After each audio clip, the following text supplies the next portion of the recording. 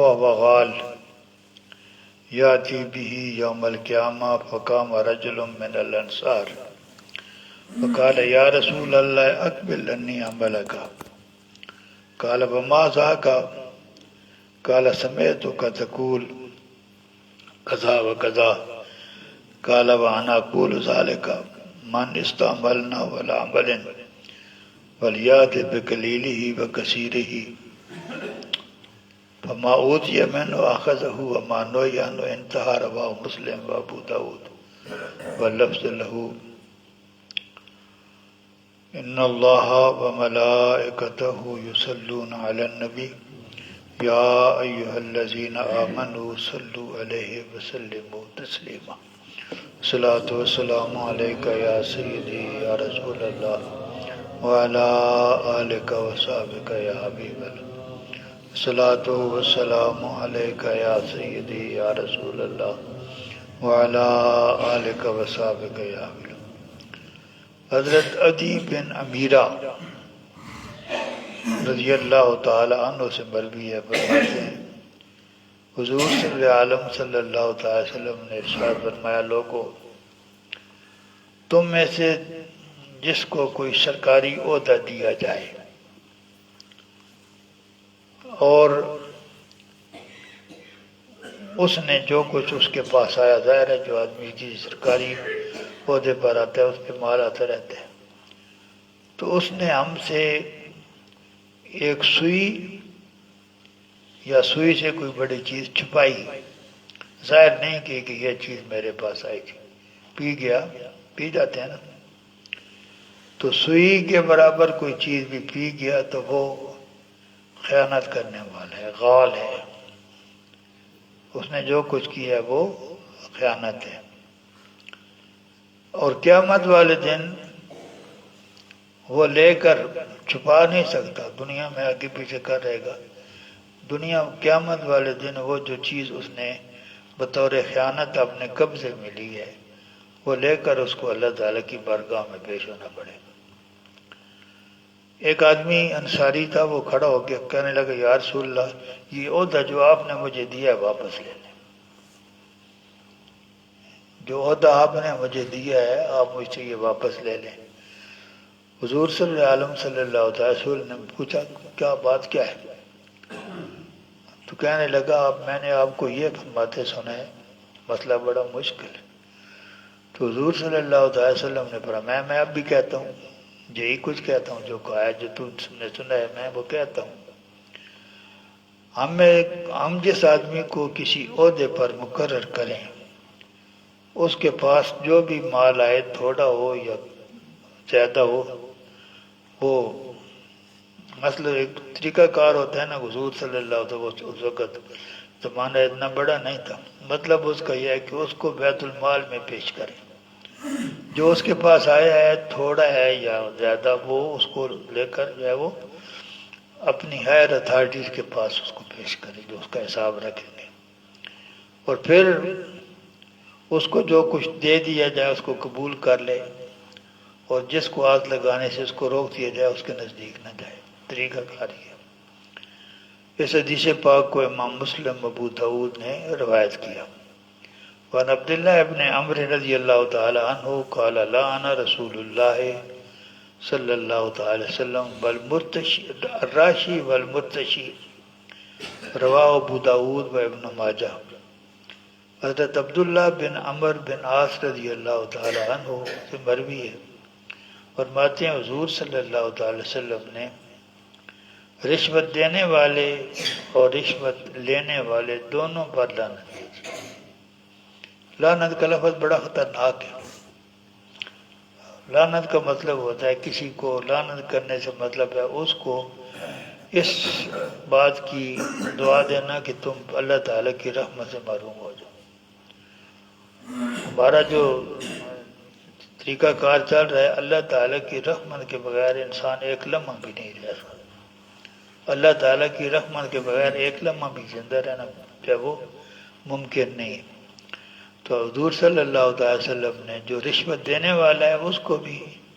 اور رشوت لینے والا دونوں پر حضور صلی اللہ علیہ وسلم نے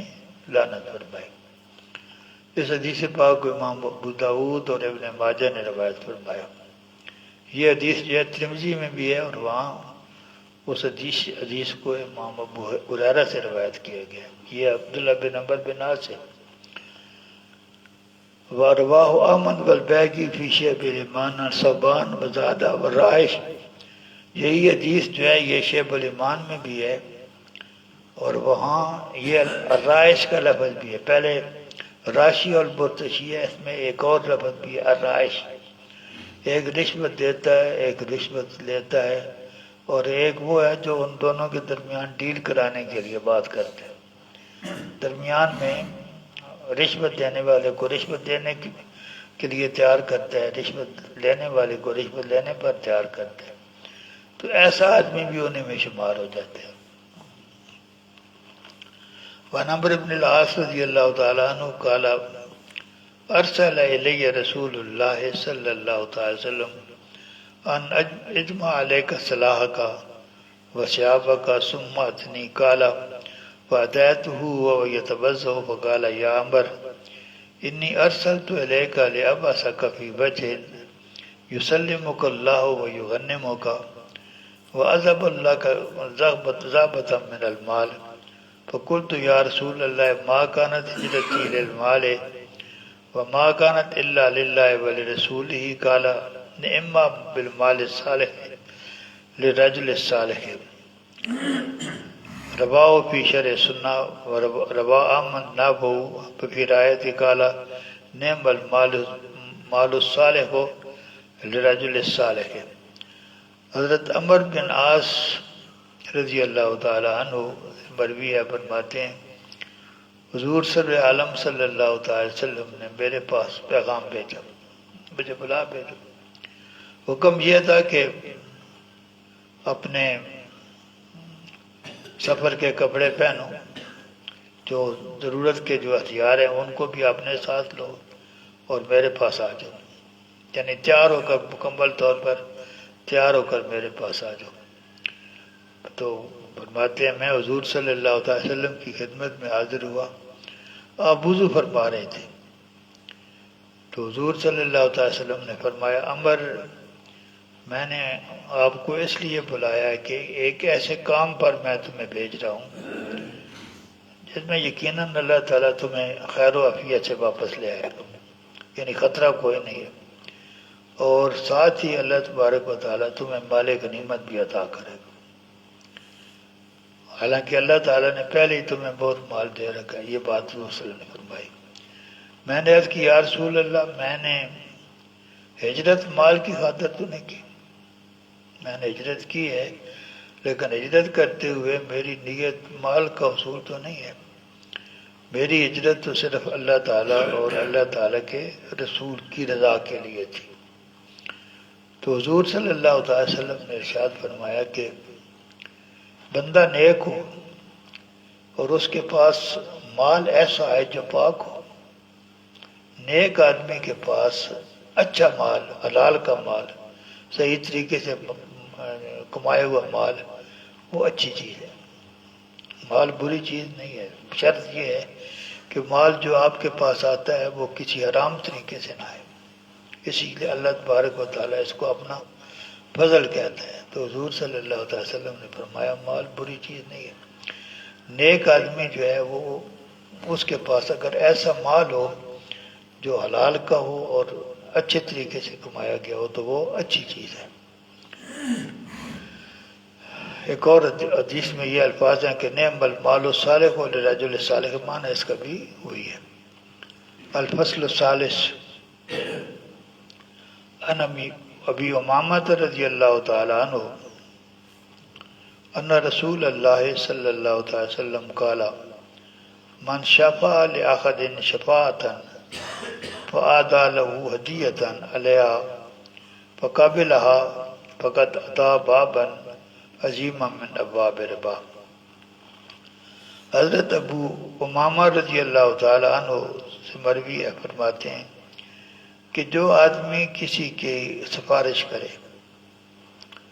اور جو سفارش کرتا ہے، جس کی سفارش کرتا ہے، اس نے اس کو کوئی تحفہ دیا، کوئی ہدیہ دیا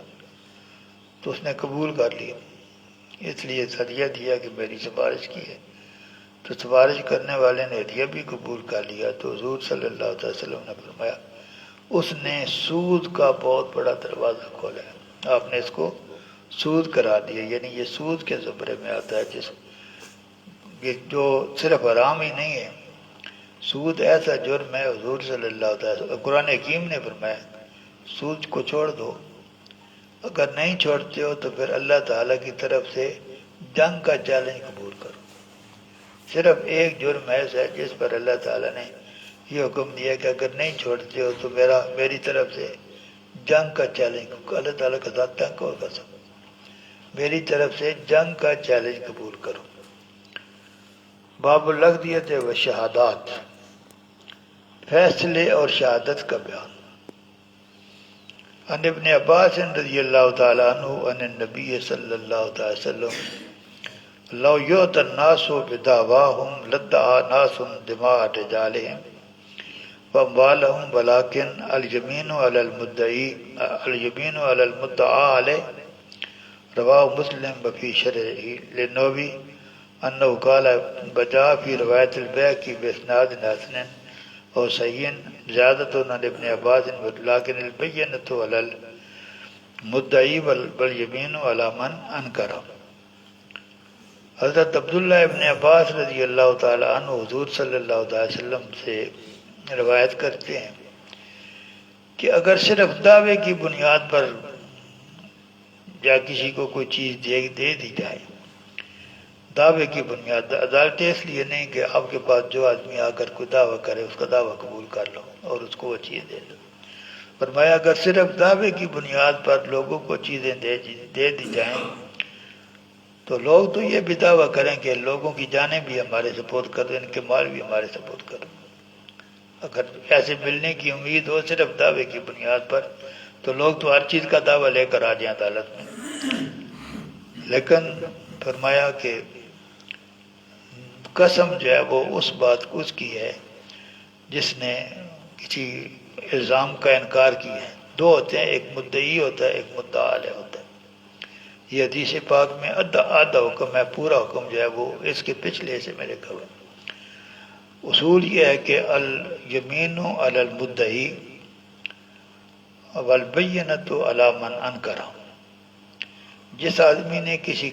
کسی پر کوئی الزام لگایا ہے، کوئی دعویٰ کیا ہے، جو عدالت میں کیس لے کر گیا ہے، اس کی ذمہ داری ہے کہ اس نے جو الزام لگایا اس کے لیے گواہ پیش کرے، اس کے لیے گواہ پیش کرے۔ وہ اگر گواہ پیش کرتا ہے تو پھر قسم نہیں لی جائے گی کسی سے، گواہی کی بنیاد پر فیصلہ کر دیا جائے گا۔ لیکن اگر اس کے پاس گواہ موجود نہیں ہے تو جس پر الزام لگا گیا اس سے آپ قسم لے سکتے ہیں۔ یہاں تو جو الزام لگانے والے ہیں وہ کہتے ہیں کسی تیسرے آدمی کو لے قسم لینے کے لیے، یا جہاں جی بوری کسی آدمی پر کوئی الزام لگاتا ہے، وہ کہتا ہے تم پہ الزام لگ گیا، اب تم نے اپنی صفائی پیش کرنی ہے کسی آدمی کو لے۔ یہ اصول ہی نہیں ہے دین کا۔ دین کا اصول یہ ہے جس نے الزام لگایا وہ گواہ پیش کرے، اور جس آدمی پر الزام لگا ہے وہ اگر اپنی جان مطلب اگر اس نے گواہ پیش کر دی پھر اس کی وہ قسم بھی قبول نہیں ہوگی، پھر تو فیصلہ ہو جائے گا۔ اس کے پاس گواہ کوئی نہیں ہے تو جس پہ الزام لگا ہے وہ اپنی جان چھڑانے کے لیے اگر قسم کھا لے گا تو اس کی جان جو ہے وہ چھوٹ جائے گی۔ یہ مشہور، یہ اسلام کی بنیادی ضابطوں میں سے البینۃ علی المدعی والیمین علی من انکر۔ وآخر دعوانا ان الحمد للہ رب العالمین۔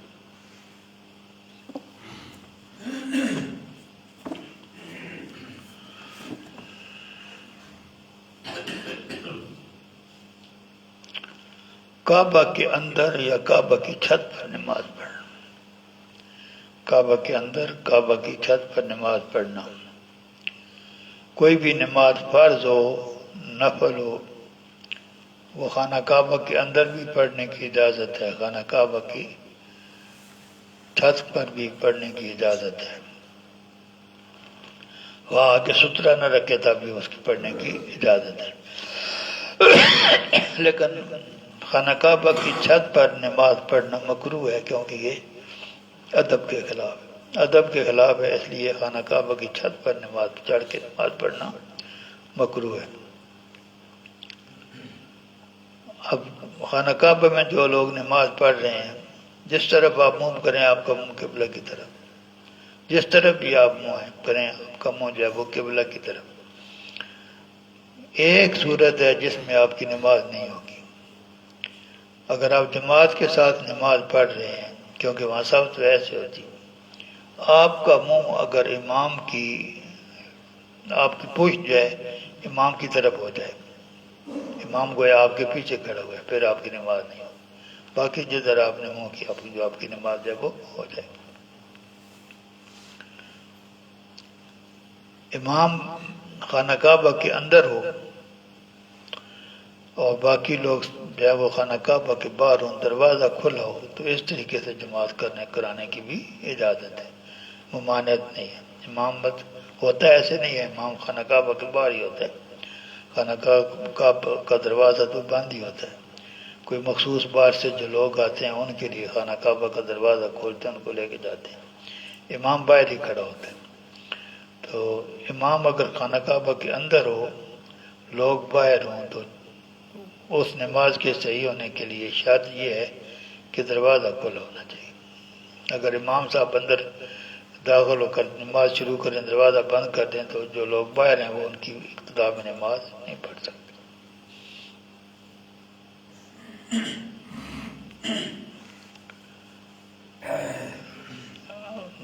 لوگ نماز پڑھتے ہیں، خانہ کعبہ کے سب جو ہے اس کو جو ہے گول دائرے کی شکل میں صفیں ہوتی ہیں، ہماری طرح نہیں ہوتی گول دائرے۔ تو جو آدمی ایک سائڈ، جس سائڈ پہ امام کھڑا ہے، جو آدمی اس سائڈ پہ کھڑے ہیں، وہ اگر کوئی آدمی اس طرف سے کوئی آدمی جو ہے وہ اس سے زیادہ خانہ کعبہ کے قریب ہو جائے جتنا امام صاحب، مثال امام صاحب 4 فٹ کے فاصلے پہ کھڑے ہیں، کوئی آدمی 3 فٹ کے فاصلے پہ کھڑا ہو، اس کی نماز نہیں ہوگی، باقی سب کی ہو جائے گی۔ جس طرف امام صاحب کھڑے ہیں اس طرف والے آدمی میں سے کوئی آدمی جو ہے وہ جتنے امام صاحب جو ہے وہ خانہ کعبہ سے ہٹ کے کھڑے ہیں اس سے کم ہٹ کر کھڑا ہو، اس کی نماز نہیں ہوگی، باقی سب کی نماز ہو جائے گی۔ وآخر دعوانا ان الحمد للہ رب العالمین۔